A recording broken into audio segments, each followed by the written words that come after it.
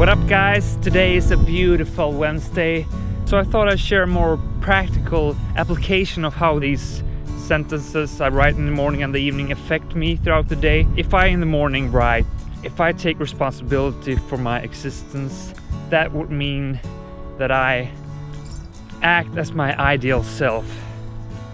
And if I act as my ideal self, that means that I take the necessary actions from now on, that I stop being a victim. So I continue the sentences, I build upon them. If I act as my ideal self, that means I have to look from where I am right now and how I can take the right actions going forward.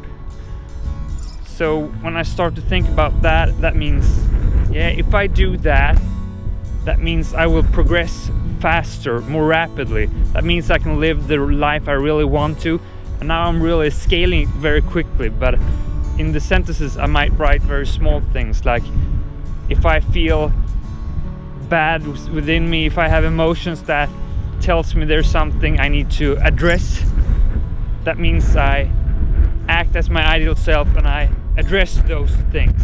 And this actually played out yesterday when I had a little incident, you might call it. Well, that's blowing it up, but that's how it felt. You see, some context here. We have a microwave on our floor, but I use it to reheat my tea mug a lot because sometimes I only drink like 2 sips. So I use it quite frequently, often. And so now yesterday they had put up a note there on the microwave saying, "You're not supposed to use this microwave for heating food. There are special rooms down below for that." People in Sweden put up notes, and that makes us feel uncomfortable because we make the conclusion that people don't like us. And I told that story to myself that, yeah, this note has come up just now because I've been starting to use this microwave so much lately. Maybe it's annoying people. Maybe there's people sitting around here getting super annoyed about me going and heating my tea all the time. Maybe this heating food boxes, that's just a cover up for someone being personally really irritated on me. So that was the story I was telling myself, and I like made me feel really anxious, like somebody is not liking me. You know that story, those feelings, emotions, not being liked, that's like the worst feeling we can have inside us, at least for me. But so then I thought about what I had been writing and the focus of the week, taking responsibility. And I said, well, hey, how would the ideal version of me act right now? How could I address the situation and make these emotions disappear? And I thought about it and I said, well, it's better if I go over there to the people sitting around there and, you know, address the issue at hand. Hey, I'm the one using the microwave so much. Are you irritated on me? I thought about that for a little while, because that would be a conversation that would be perhaps a bit daunting to take. But once I started to think about this, I couldn't escape that action. It was like, well, if that's how the ideal version of me would act, then I have to act that way. So that's what I did. I went there and I talked to the guy sitting closest to the microwave, and I said, hey, are you the one who put up the note? I just want to say that I didn't mean to offend anyone or irritate anyone for using it so much. I'm just heating my tea.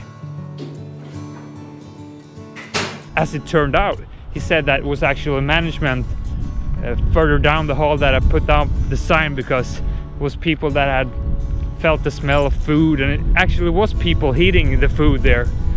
So my story, where I was the bad guy, it didn't even exist in any universe. I wasn't part of that story. And in my head, in my world, I was the main character. And that's the danger of building your own story, always making the worst. That's how we work. We build awful stories around ourselves. And that action that I did there made me so proud, because I did what I knew was the best thing I could do, and the result of that was great. I was relieved from all my anxiety, feelings I know otherwise would have followed me throughout the day, and instead I grew.